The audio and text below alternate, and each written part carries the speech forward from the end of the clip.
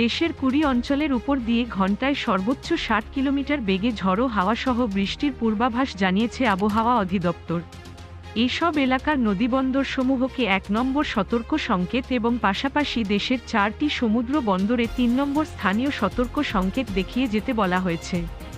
মঙ্গলবার ২রা জুলাই দুপুর ১টা পর্যন্ত দেশের অভ্যন্তরীণ নদীবন্দরগুলোর জন্য দেয়া সতর্কবার্তায় বলা হয়েছে, রাজশাহী, দিনাজপুর, পাবনা, রংপুর, বগুড়া, টাঙ্গাইল, ময়মনসিংহ, যশোর, কুষ্টিয়া, ঢাকা, ফরিদপুর, মাদারীপুর, খুলনা, বরিশাল, পটুয়াখালী, নোয়াখালী, কুমিল্লা, চট্টগ্রাম, কক্সবাজার এবং সিলেটে দক্ষিণ অথবা দক্ষিণ পশ্চিম দিক থেকে ঘণ্টায় ৪৫ থেকে ৬০ কিলোমিটার বেগে অস্থায়ীভাবে দমকা বা ঝড়ো হাওয়াসহ বৃষ্টি বা বজ্রসহ বৃষ্টি হতে পারে।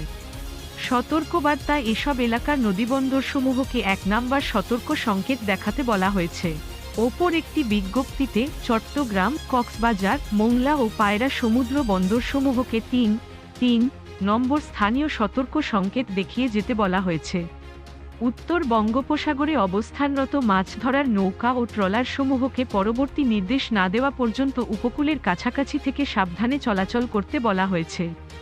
এদিকে সোমবার ১ জুলাই সন্ধ্যা ৬টা থেকে পরবর্তী ৭২ ঘণ্টার পূর্বাভাসে বলা হয়েছে, রংপুর, রাজশাহী, ঢাকা, ময়মনসিংহ, খুলনা, বরিশাল, চট্টগ্রাম ও সিলেট বিভাগের অধিকাংশ জায়গায় অস্থায়ীভাবে দমকা হাওয়াসহ হালকা থেকে মাঝারি ধরনের বৃষ্টি বা বজ্রসহ বৃষ্টি হতে পারে।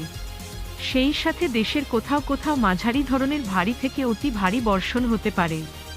Channel I online.